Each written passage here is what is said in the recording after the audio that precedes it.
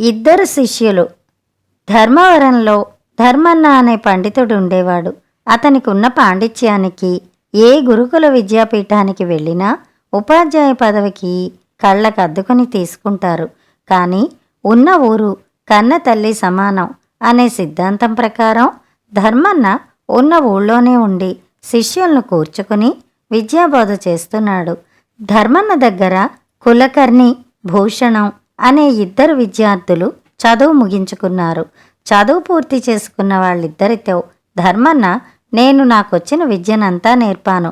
గురువు వికసించిన అందమైన పువ్వులాంటివాడు, శిష్యుడు దానికంటిన సువాసన లాంటివాడు. సువాసన వల్లే పుష్పానికి పేరు ప్రఖ్యాతులు వస్తాయి. మీకు ప్రఖ్యాతి వస్తే నాకు వచ్చినట్టే. మీ విద్యాగంధంతో పరిమళించి నాకు ఖ్యాతి తీసుకురావటమే మీరు నాకిచ్చే గురుదక్షిణ. ఈ లోకంలో మర్రి చెట్టులాంటి వాళ్ళు, విలువైన మణి ధరించిన పాము పడగలాంటి వాళ్ళు, మంచి గంధం చెట్టులాంటి వాళ్ళు ఉంటారు. ఎవరి నీడను చేరవలసి వచ్చినా మీరు చదువు వల్ల నేర్చుకున్న సంస్కారాన్ని మాత్రం మర్చిపోకండి అని దీవించాడు. కులకర్ణి, భూషణం గురువు ధర్మన్నకు పాదాభివందనం చేసి ఇంటిదారి పట్టారు. దారిలో భూషణం, మా అమ్మ నాన్న పేదవాళ్ళు, ఒక పెద్ద ఉద్యోగి దగ్గర నౌకర్లుగా ఉన్నారు. నేను చదువుకుని వస్తే ఏదైనా మంచి పని ఇప్పిస్తానని ఆ అధికారి అన్నాడు. అందుకే నేను చదువుకున్నాను.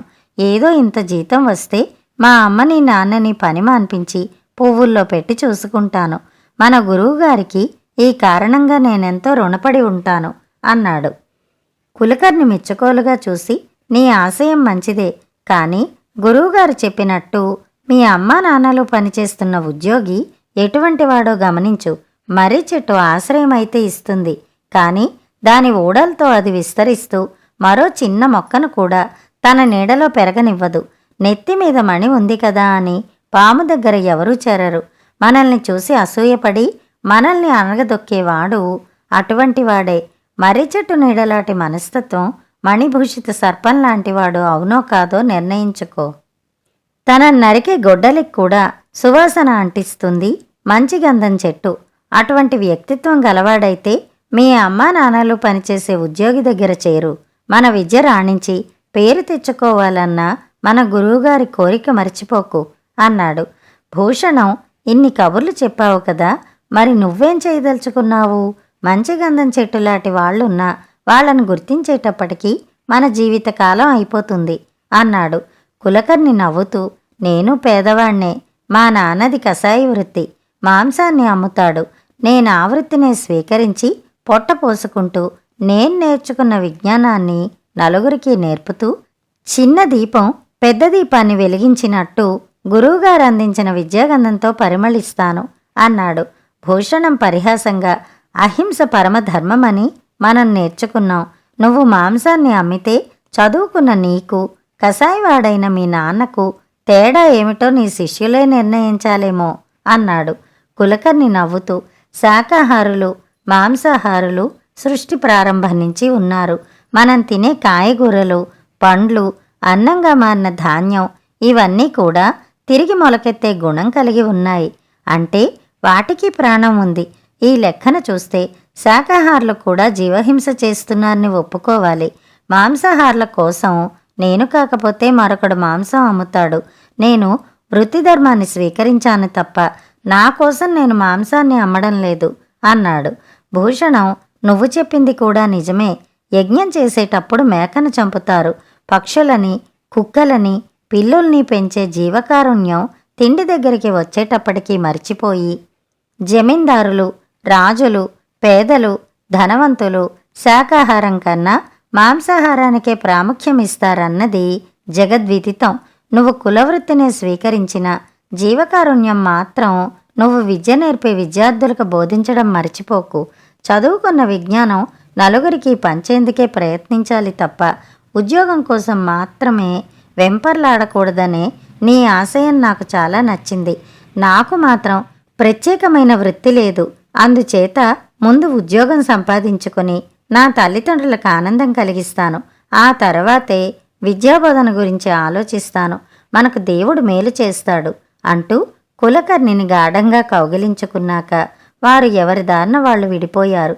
కులకర్ణి కులవృత్తిని స్వీకరించి ధనం సంపాదించుకుంటూ నలుగురికి విద్యాబోధ చేస్తూ పండితుడని పేరు తెచ్చుకున్నాడు. అతడేం పని చేస్తున్నాడన్నది కాక అతడు విజ్ఞానం నేర్పుతున్న తీరు గొప్ప గొప్ప వాళ్ల పిల్లలను కూడా శిష్యులయ్యేంతగా ఆకర్షించింది. అతడికి కలియుగ ధర్మవ్యాధుడని పేరు పెట్టి జనం కీర్తించసాగారు. ఇక భూషణం ఇంటికి వచ్చాడు. తల్లిదండ్రులు సంతోషంగా, నాయనా, నీకోసమే ఎదురు చూస్తున్నాం. మేము పనిచేస్తున్న యజమాని నీకు తప్పకుండా ఉద్యోగం కల్పిస్తాడు. రేపు వెళ్ళి కలు అని దీవించారు. భూషణం తన తల్లిదండ్రుల యజమాని ఇంటివైపు బయలుదేరాడు. దారిలో అతడికి గ్రామాధికారి వడ్డీ వ్యాపారి కనకయ్యతో కలిసి వస్తూ ఎదురుపడ్డాడు. భూషణానికి చటుక్కున గురువు ధర్మన్న చెప్పిన మాటలు గుర్తుకు వచ్చాయి. గ్రామాధికారి అధికారం అనే మణి నెత్తిమీదున్న పాములాంటివాడు. కనకయ్య వడ్డీకి అప్పులిచ్చి తీర్చలేకపోతే తన దగ్గరే వెట్టి చేయించుకునే మర్రి చెట్టులాంటివాడు. పైగా గ్రామాధికారి హామీ మీద కొడుకు తీర్చేలాగా కూతురు పెళ్లి కోసం భూషణం తండ్రి కనకయ్య నుంచి అప్పు తెచ్చాడు. ఈ పాము పడగ నీడ, మర్రి చెట్టు నీడ వెంటనే ఎదురుపడినందుకు విచారించి తప్పదు కనుక నమస్కారం పెట్టాడు. గ్రామాధికారి భూషణం కేసి మెచ్చుకోలుగా చూస్తూ, ధర్మన్న గారి దగ్గర శిష్యరకం చేసి బయటకు వచ్చావంటే నీది సామాన్యమైన చదువు కాదు. నీ చదువుకు తగ్గ ఉద్యోగం మన ఊళ్ళో లేదు. చాలా దూరం వెళ్ళగలిగితే నీకు మంచి ఉద్యోగం నేను వేయిస్తాను. నీ తల్లిదండ్రులను కొంతకాలం విడిచిపెట్టగలనంటే చెప్పు అన్నాడు. వడ్డీ వ్యాపారి కంగారుగా, అయ్యా, ఉద్యోగికి దూరభూమి, విద్వాంసునకు పరదేశము ఉండవు. భూషణం ఎక్కడైనా రాణించగలడు. గ్రామాధికారిగా మీరు న్యాయం చేయాలి. మీ హామీ మీద భూషణం అప్పు తీర్చేలా వీళ్ల నాన్నకు అప్పిచ్చాను. ముందు నా దగ్గర పనిచేసి కొంత బాకీ చెల్లువేసి తిండి ఖర్చు వెళ్లేలా జీతం తీసుకునే ఏర్పాటు చేయండి అన్నాడు. గ్రామాధికారి, కనకయ్య చెప్పింది న్యాయంగా ఉంది. ప్రస్తుతానికి కనకయ్య దగ్గర చేరు. నా వ్యవహారాలు కూడా చదువుకున్నావు కాబట్టి నా పనులు అప్పచెపుతాను. నీ కష్టం ఉంచుకోనులే. లెక్కలు రాసినందుకు కనకయ్య బాకీ కొంత జమ కట్టుకుని నీ పోషణ వెళ్ళిపోయేలా చూస్తాను అన్నాడు దర్పంగా. భూషణానికి గ్రామాధికారిని ఉబ్బేసి తప్పించుకోవటం తప్ప వేరే దారి లేదనిపించి, అయ్యా, మీరు మర్చిపోయినట్టున్నారు. నా గురించి ఇదివరకే నా తండ్రి పనిచేస్తున్న ఉద్యోగికి ఉద్యోగం ఇప్పించమని సిఫారసు చేశారు. మీ ఆశీస్సులతో ఆ ఉద్యోగంలో చేరదామని మీ ఇంటికి వస్తున్నాను. మీ మాటకు విలువనిచ్చిన అధికారి దగ్గర చేరమంటారో కనకయ్య గారి దగ్గర చేరమంటారో మీ ఇష్టం. మీ వ్యవహారాలు చూడ్డానికి నేనెప్పుడూ సిద్ధమే అన్నాడు గ్రామాధికారితో. తన వల్లే ఉద్యోగం వచ్చిందన్నాడని గ్రామాధికారి చాలా సంతోషించాడు. కనకయ్య కేసు చూసి, చూసావయ్యా, నా మాటకు విలువ. చదువుకున్నవాళ్ళు చదువుకున్నవాళ్లే. మంచి జీతం వచ్చేలా చూడమన్నానని చెప్పు. కనకయ్య బాకీ మాత్రం జీతంలోంచి తీర్చేయి అని ముందుకు సాగిపోయాడు. బాకీ పేరుతో భూషణం చేత వెట్టి చాకిరీ చేయించుకోవచ్చన్న ఆశ నిరాశ కావటంతో కనకయ్య ముఖం మార్చుకున్నాడు. తనకు సహోద్యోగిగా ఉండేలా ఉద్యోగి మంచితనం మీద భూషణానికి ఉద్యోగం ఇప్పించాడు.